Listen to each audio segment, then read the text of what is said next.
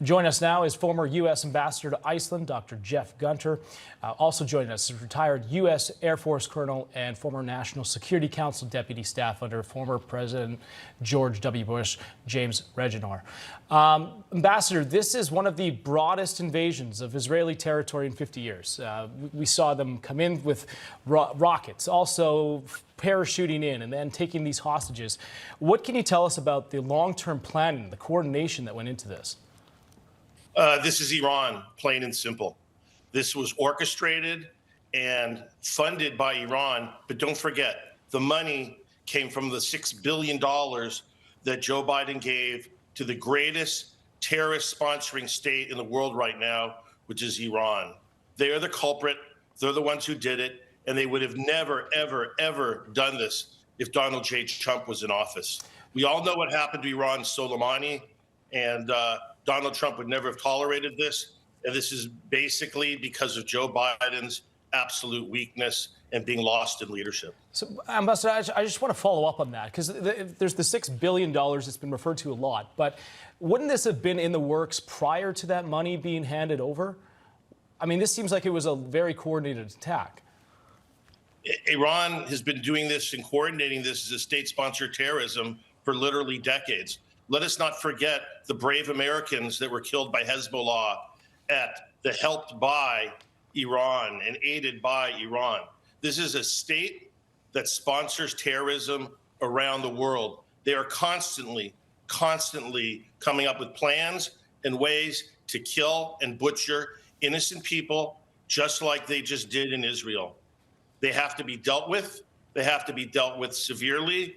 And I'm sure Bibi Netanyahu and the Israelis will know exactly how to handle this.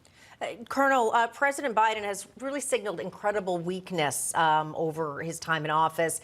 The shocking evacuation of Afghanistan, his failure to quickly arm Ukraine so they could actually defend themselves against Russia, his failure to deter China threats and other steps, of course. And here we're seeing, again, that $6 billion that John mentioned going to Iran. At this point, is it possible to say that Iran is calling a lot of the shots here with Hamas? And is Russia potentially involved?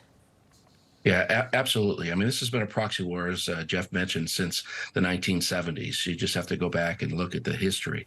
It's been a war that's involved Iran, and it's really been directed towards the U.S. and Israel. If you look at Iran in particular, they have a nexus with China.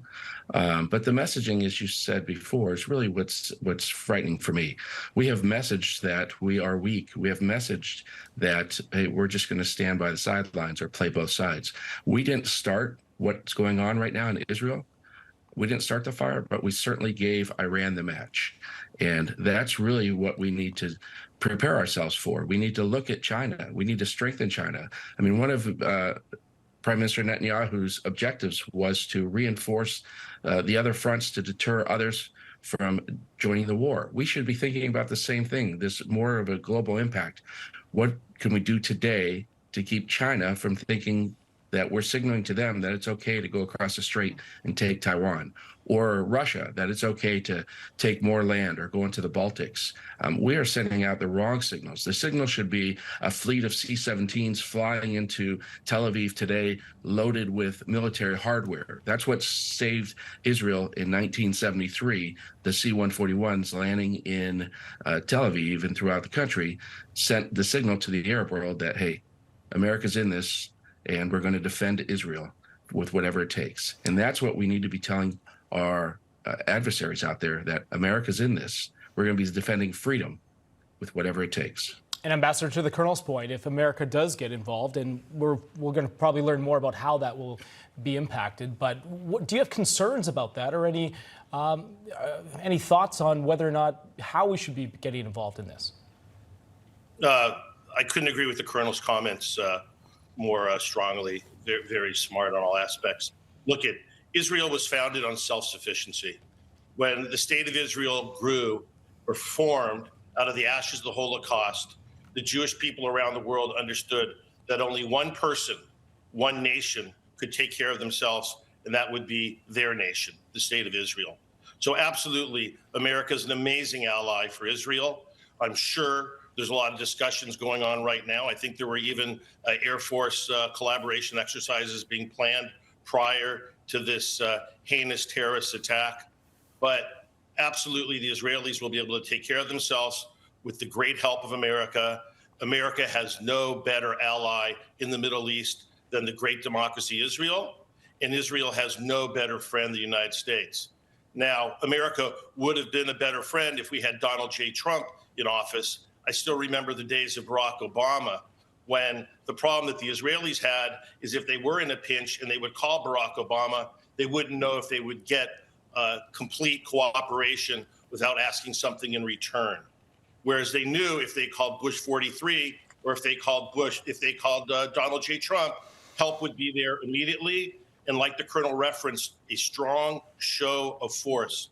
This is also diplomacy, and optics are very important. And that's why Joe Biden is failing miserably. He's a mess. The world senses it. Afghanistan, like the Colonel said, was a mess. And now we have Ukraine, and now we have things exploding in the Middle East. The optics of strength can never, never, never be discounted. And Ronald Reagan proved that as well. All right, we're going to leave it there. Ambassador Jeff Gunter and Colonel James Reganor, thank you so much for your insights. Appreciate it. Thank you. Pleasure.